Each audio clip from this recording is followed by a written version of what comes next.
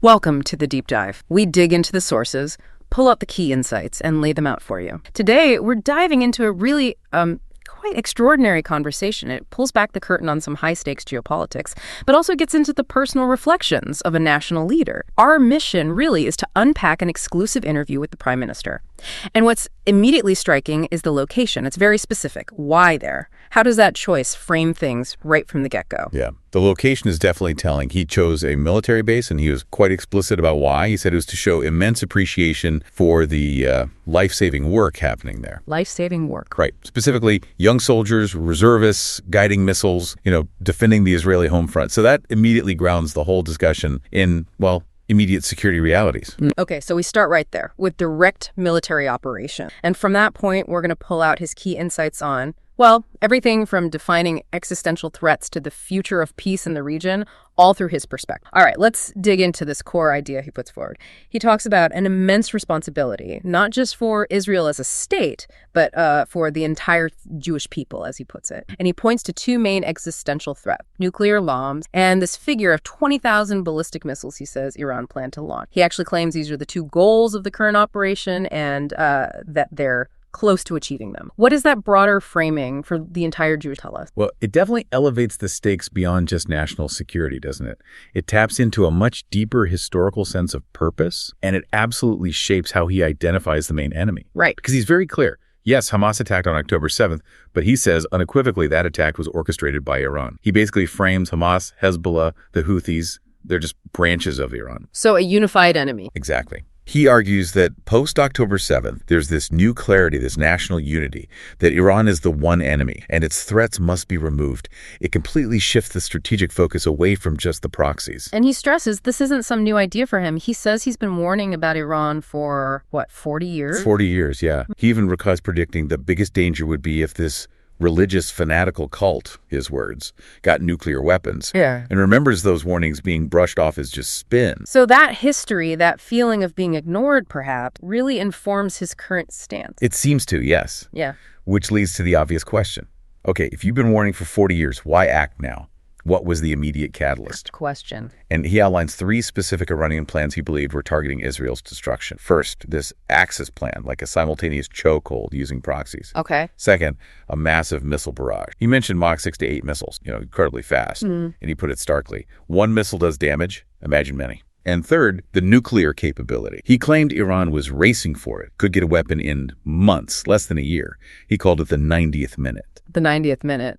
Implying no extra time. Exactly. No 91st minute, he said. So painting a picture of extreme immediate urgency from his point of view. And the sense of urgency seems to lead directly to what he describes as a major strategic shift. He talks about eliminating Nasrallah, the Hezbollah leader. Right.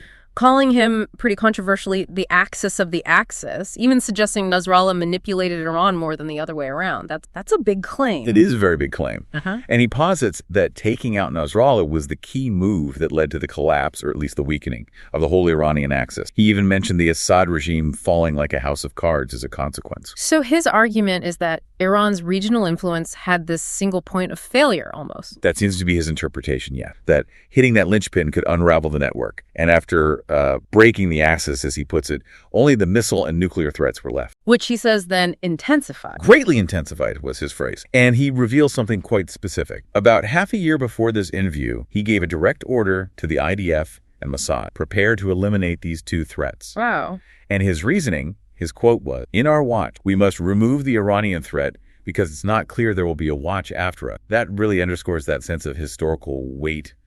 Last chance, almost. And it gets a lot of credit to the intelligence agencies for making this possible. Oh, absolutely. He praised the outstanding work of intelligence, the Mossad, in sort of peeling back Iran's defenses, and the Air Force for the execution. He mentioned eliminating Iran's supreme command, using a term like Fusha. Yes, Fouchés. It's an unusual term. Suggests maybe a very tight central group he saw as directing things. He called that elimination, along with taking out nuclear scientists, the most powerful targeted elimination in history. And all happening incredibly quickly. Within the first 2 minutes of the operation, he claimed, calling these colossal things, really emphasizing realizing the scale and speed. Beyond just the military mechanics of it all, the interview delves into the personal side, the isolation of making decisions like these.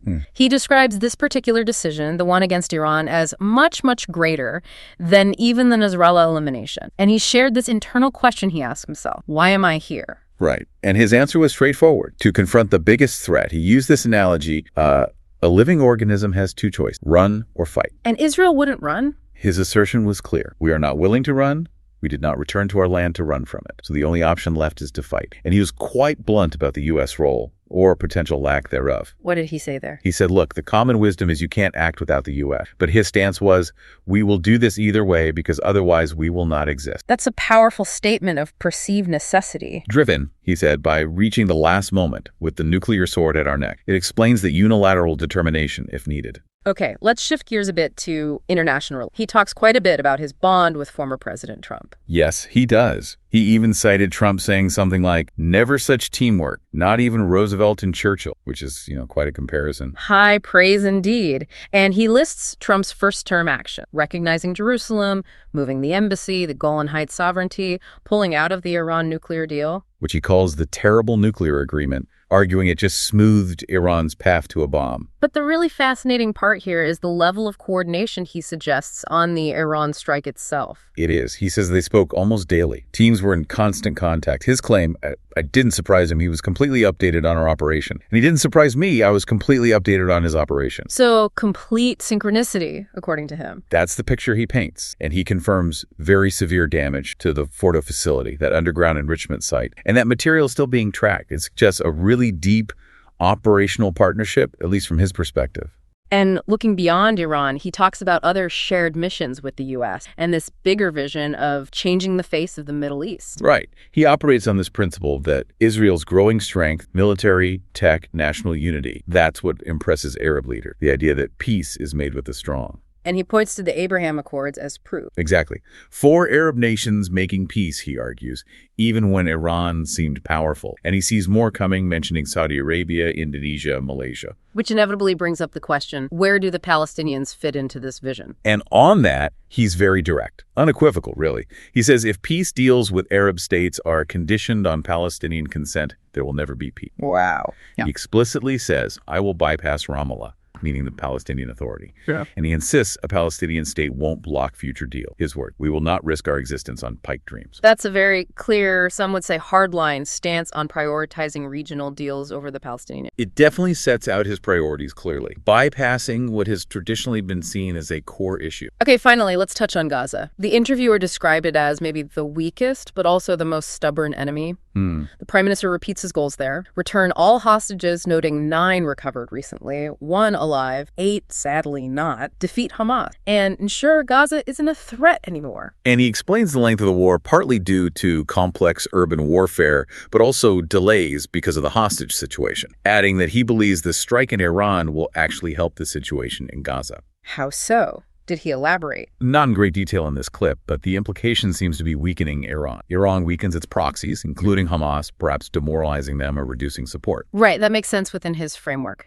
Now, alongside all this strategy and geopolitics, he also touched on the personal cost. He did. He talked about the burden, acknowledging what he feels is unfair treatment, internal opposition, legal fights. He mentioned Trump feels similarly. But he has a way of coping. Yeah, he described this diving analogy, like when you dive underwater, you focus on your target, ignore the squirmy waves and noise on the surface. So compartmentalizing the pressure. Essentially, yeah.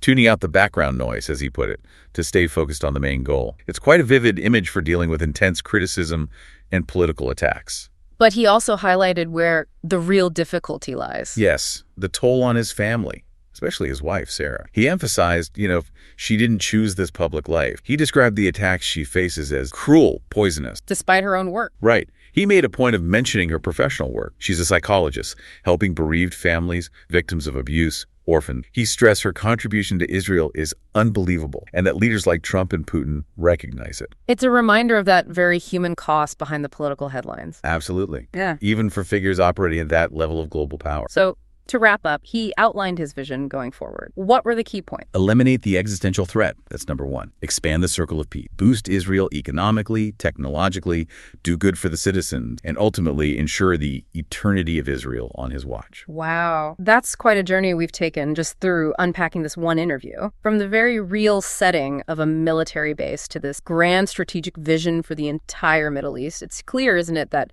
for him, every decision is filtered through this profound sense of historical duty. Absolutely. You really see how he connects decades of what he sees as looming threats into this one decisive moment or series of moments, pushing this idea that strength is the only path to peace, even if it means going it alone sometime or facing down massive pressure. It's a whole strategic philosophy there. So what does this leave you, the listener, thinking about? Maybe consider that idea. A leader, convinced they face an existential threat, feeling compelled to act either way, maybe even without their traditional allies fully on board. What does that mean? And then how does that immense public pressure, that weight of history he feels, translate into a very real private cost for his family? Lots to chew on there about leadership, survival, and the sacrifices involved in navigating a pretty turbulent world.